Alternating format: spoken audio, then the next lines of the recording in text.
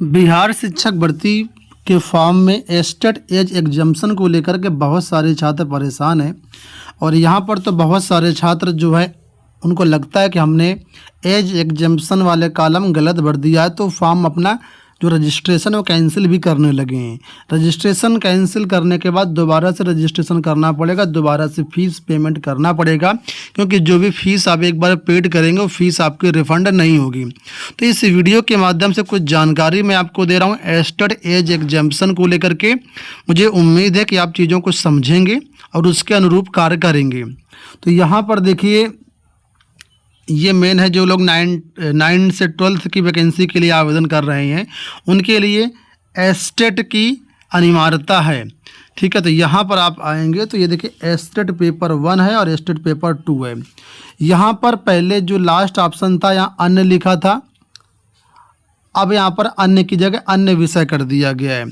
तो यहाँ पर जब पहले यहाँ अन्य लिखा था उस समय क्या हुआ, लोगों को लगा कि यहाँ पर 4 साल एज एग्जेम्पशन बोल रहा है, यहाँ पर 10 साल एज एग्जेम्पशन बोल रहा है। तो जो लोग 37 साल से नीचे, उन्होंने सोचा कि ऊपर वाले दोनों ऑप्शन तो एग्जेम्पशन के लिए हैं और हमको एग्जेम्पशन लेना नहीं है, तो उन्होंने अन्य को टिक करके फॉर्म भर दिया। इसी तरीके से पीजीटी में ऊपर वाले में 4 साल एग्जेम्पशन है, नीचे वाले में 10 साल एग्जेम्पशन है।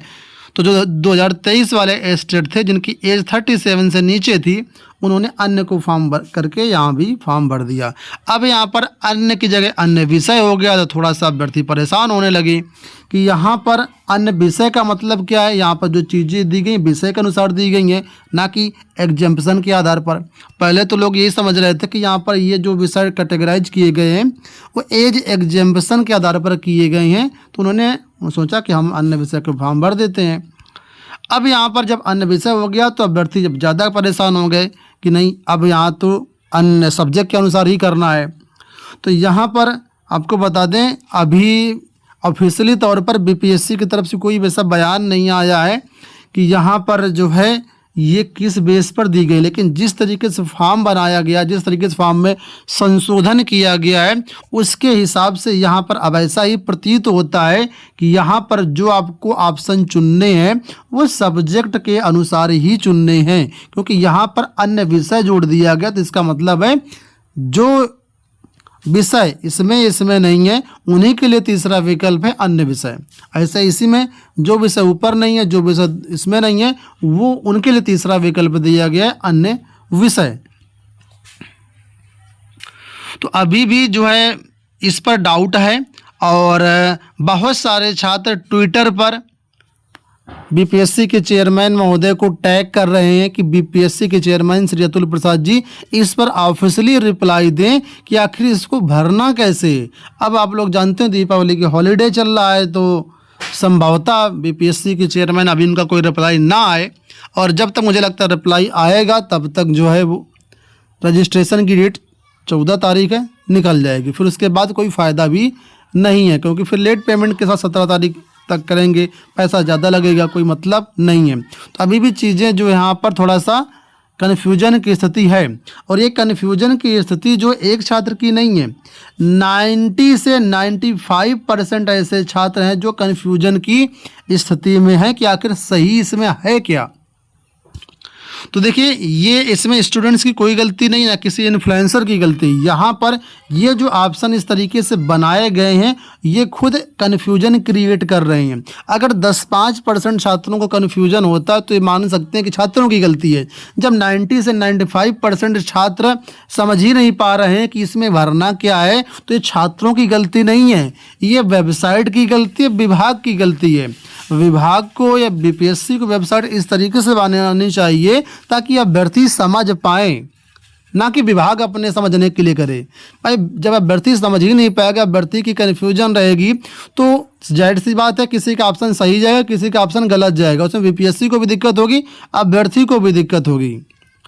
तो जब स्थिति कन्फ्यूजन वाली है तो उस समय बिल्कुल भी आप अपने रजिस्ट्रेशन फॉर्म को कैंसिल मत करो। जो भी लोग कैंसिल करके दोबारा से रजिस्ट्रेशन कर रहे हैं तो मुझे लगता नहीं उसका कोई मतलब है, क्योंकि अभी तक चीज़ें क्लियर ही नहीं हो पाई कि इसमें सही है क्या, कौन सा सही है। तो रजिस्ट्रेशन मैं आपको ये एडवाइस करूँगा, रजिस्ट्रेशन अभी कैंसिल मत करो। चीज़ें स्पष्ट हो जाने दो, उसके बाद लगता है कि हाँ यहाँ पर हमने गलती कर दी है, उसके बाद अगर आपके पास समय रहता है तो आप कैंसिल कर सकते हो। अभी से कैंसिल करने का कोई मतलब नहीं है। अच्छा, एक जानकारी मैं आपको और दूं कि कुछ अभ्यर्थी जो शिक्षा विभाग के अधिकारी वहाँ गए, बीपीएससी के ऑफिस गए, तो वहाँ से जानकारी ये मिल रही है कि यहाँ पर कोई डाउट है नहीं। उनकी तरफ से कहना यही है कि डाउट कोई नहीं है, यहाँ पर आप विषय के अनुसार ही ये ऑप्शन सेलेक्ट करो। जो विषय आपका 4 साल वाले में है, हिंदी करके जो यहाँ तक सब्जेक्ट है, इसमें से कोई विषय है तो आप ये ऊपर वाला ऑप्शन टिक कर दो। जो ये सब्जेक्ट दिए गए इसमें आप दूसरा ऑप्शन टिक कर दो। और अगर इन दोनों में से आपके विषय नहीं दिए गए हैं तो आप तीसरे ऑप्शन पे जा सकते हो। जानकारी ये भी मिल रही है कि आप एज एग्जम्पशन वाले कॉलम को एक तरीके से इग्नोर करो, विषय के अनुसार ही आप यहाँ पर ऑप्शन सेलेक्ट करो। लेकिन ये सिर्फ जानकारी मिल रही है, ऑफिशियली तौर पर बीपीएससी का या शिक्षा विभाग का किसी भी अधिकारी का ऐसा बयान आया नहीं है। ठीक है, तो जिस तरीके से जानकारी मिल रही है और जहाँ तक मेरा मानना है कि यहाँ पर आपको जो है विषय के अनुसार ही सेलेक्ट करना है।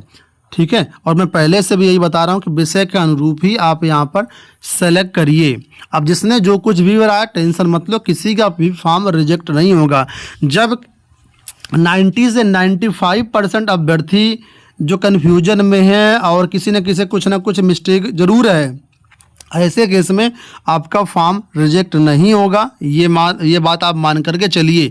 अब बीपीएससी संशोधन का मौका देता है या नहीं देता, इसमें से कोई भी आप ऑप्शन भर दिया है, ठीक है, और जब तक चीज़ें क्लियर नहीं होती हैं तब तक आपका फॉर्म रिजेक्ट नहीं होता है। और बीपीएससी का खुद ये कहना है कि जो भी अभ्यर्थी फॉर्म भरेंगे उन सबको हम यहाँ पर जो है ये मानेंगे कि आपने बिल्कुल सही फॉर्म भरा है। और जब डॉक्यूमेंट वेरिफिकेशन होगा उस समय अगर आप चीज़ों को दिखा पाने में असक्षम रहते हैं तब डॉक्यूमेंट वेरिफिकेशन के टाइम जो है वो हम निर्णय लेंगे कि आपका क्या सही है क्या गलत है। फिलहाल परीक्षा देने का मौका सबको मिलेगा और इस मामले को लेकर के मैं पूरी तरीके से जहां तक आश्वस्त हूं कि किसी का फॉर्म कैंसिल नहीं होगा, परीक्षा देने को सबको मिलेगा और बाद में भी किसी को कोई दिक्कत नहीं आएगी। फिलहाल अभी आप लोग अपना रजिस्ट्रेशन फॉर्म कैंसिल मत करो, जैसा भरा वैसा भरा रहने दो। आने वाले टाइम पर अगर ऐसा कोई डिसीजन या कोई नोटिस वगैरह जारी होता है, फिर उसमें अगर कही जाती हैं चीज़ें उस हिसाब से आप काम करिएगा आगे। और जैसा आपने देखा होगा सीटेट के मामले में बीपीएससी के चेयरमैन का बयान आया है कि जिन्होंने NA भर दिया है, ठीक है, उनका फॉर्म रिजेक्ट नहीं होगा। हालांकि उन्हें एडवाइस किया है जो कि जब आगे आप फॉर्म भरिए तो वहाँ पर अपना सीटेट सर्टिफिकेट नंबर की जगह जो यहाँ पर कॉलम दिया गया है यहाँ पर आप लोग अपना सीरियल नंबर डालिए, ना कि रोल नंबर। या जिन्होंने NA भर दिया उनका भी कोई दिक्कत नहीं। तो इसी तरीके से यहाँ पर भी बयान आएगा। जहाँ तक मुझे लगता है कि आपने ये भर दिया है कन्फ्यूजन की वजह से, तो इसमें कोई किसी प्रकार से दिक्कत नहीं होगी, फॉर्म आपका रिजेक्ट नहीं होगा। आप लोगों का फॉर्म अगर अच्छे से भर गया तो आप तैयारी को फोकस करिए। ठीक है, तैयारी करेंगे तो ज़्यादा बेटर रहेगा क्योंकि परीक्षा आपकी दिसंबर में ही होनी है। इसी में अगर फॉर्म में ही उलझे रहेंगे तो पढ़ेंगे कब। ठीक है, परीक्षा सबको देने को मिलेगा, आगे जैसा भी होगा वो हम आपको अपडेट करते रहेंगे। फिलहाल इस वीडियो में इतना ही, धन्यवाद।